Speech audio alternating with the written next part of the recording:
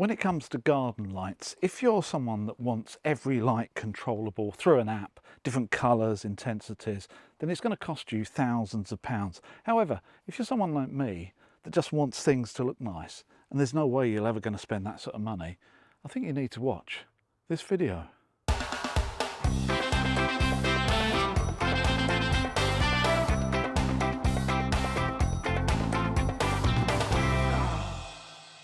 Almost a year ago, I published a video looking at the alternatives you have when it comes to affordable garden lighting and why I eventually picked the low voltage system. I also showed you the different types of lights you can get on that system, how it all gets put together, how I installed it in my garden, and how I did that by leaving the transformer in the garage.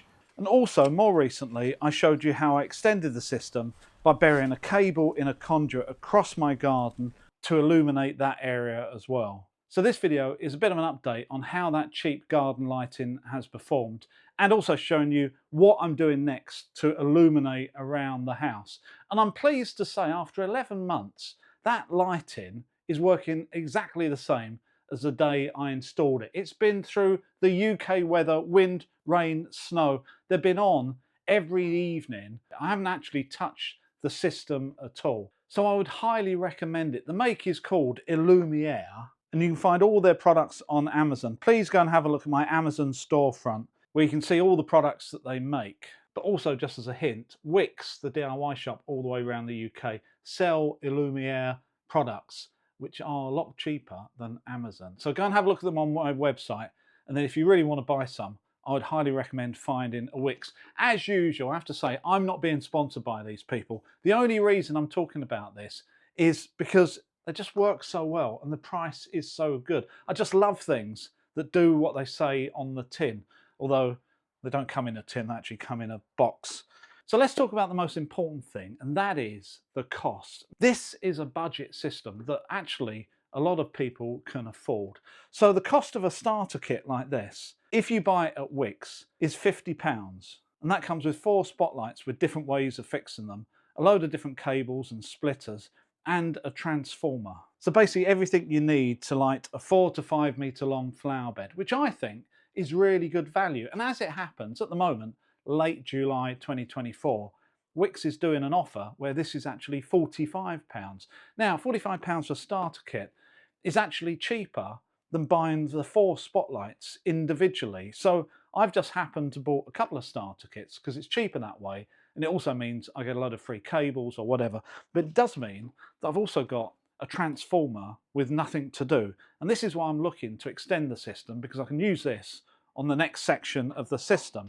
Now, I really like the spotlights that the starter kit comes in, but the light that I've been most impressed with is actually one of these bollard lights. And although they don't highlight particular shrubs and bushes, they give a really nice glow to the area you put them in. So I've decided that the next part of the system that I'm going to extend is going to comprise of these type of bollard lights to light up the back of my house.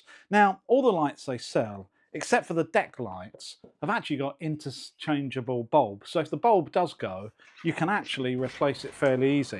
On this one, I can't remember the name of it, but it's a very standard bulb, the sort of thing that you can buy in a DIY shop and just change if it goes at all. And for those of you that didn't see the original video, I'll just show you very quickly how easy this is to put together. It doesn't actually need any instructions, it's that simple. So you start with a transformer, and then you extend the cable with these cables that you buy. All it does is you push them in and then just tighten it up. And that is now waterproof. You can put that on the surface or bury it in your topsoil, and that will just stay nice and dry. You can then extend it around your garden using additional cables, and at each joint you can fit a T-piece or like a splitter that then splits off and can feed a light. Now, these splitters, you can actually put one after the other, so you could have 2 or 3 next to each other, or you can have them meters apart. They sell the cables everywhere from 1 meter lengths up to 10 meter lengths, so you really decide where you're going to have the lights around your garden.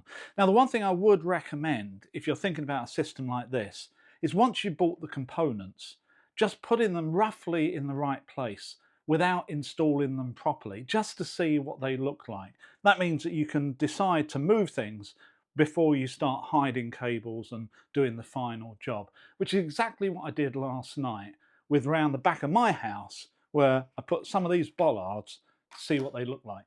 So here we are in the evening. It's about 9 o'clock because we're in the middle of summer at the moment. And these are all my existing lights, which are switched on. I'm happy with those. And these are the ones I've just plugged in just to try out. So all I've done is I've gone from the socket over there. It's not wired in properly, but it's all waterproof anyway. So I've stuck one on the corner here, the other one on the other corner.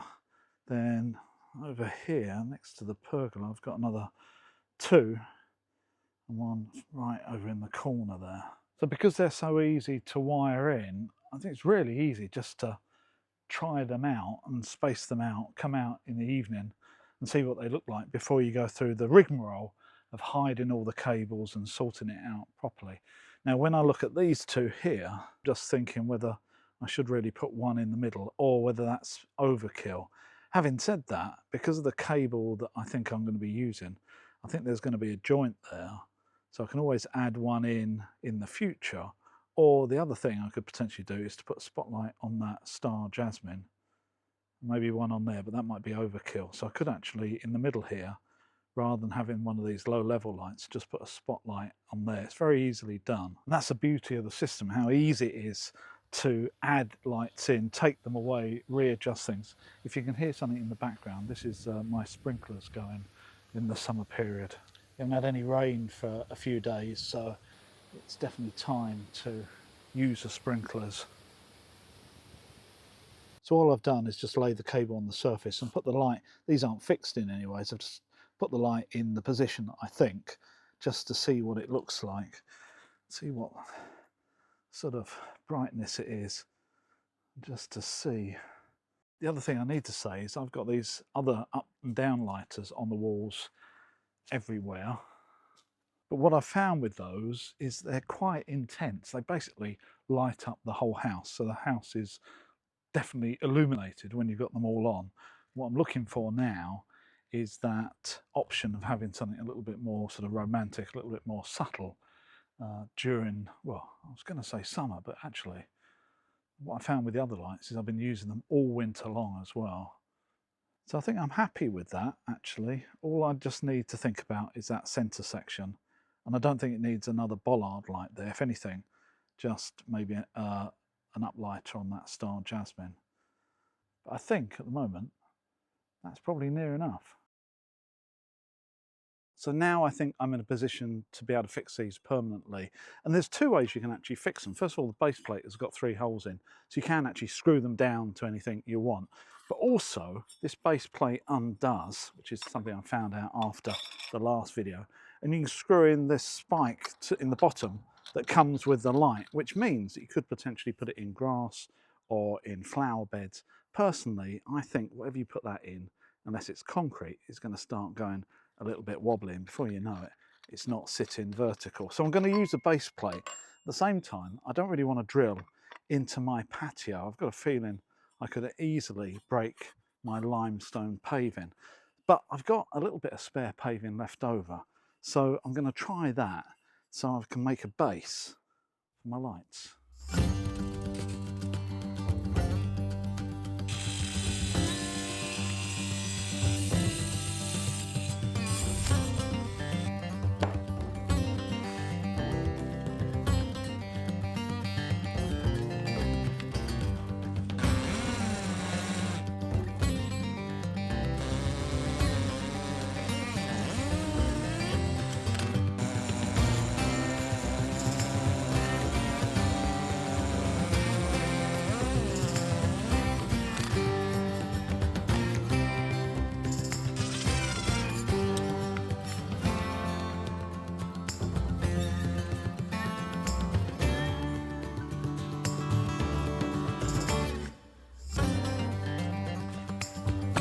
With each light now having a stone base plate of around 150mm or 6 inches square, I can put them in the gravel gap next to the house and level them up and then bury the cable in the stone.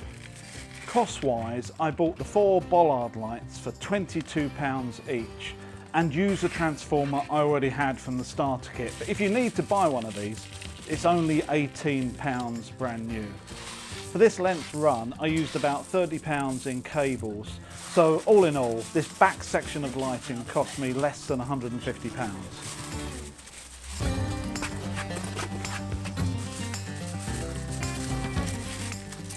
Where I installed my pergola a couple of months ago, I can now find the small 1-inch duct that I put through the concrete bases and use these as a route for the cable.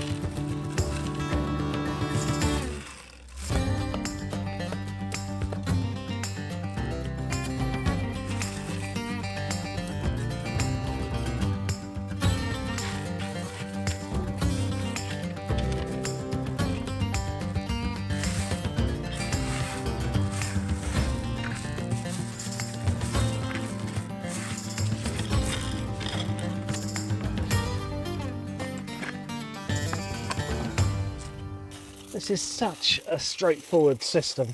There's almost nothing that can go wrong. Maybe I should go back to Wix, ask them for some sponsorship. No, forget that. They just want me to produce another video, wouldn't they? Actually, I'll just ask them for cash. Yeah, just an envelope full of 20s. No, make that 50s. This time next year, I'll be a millionaire.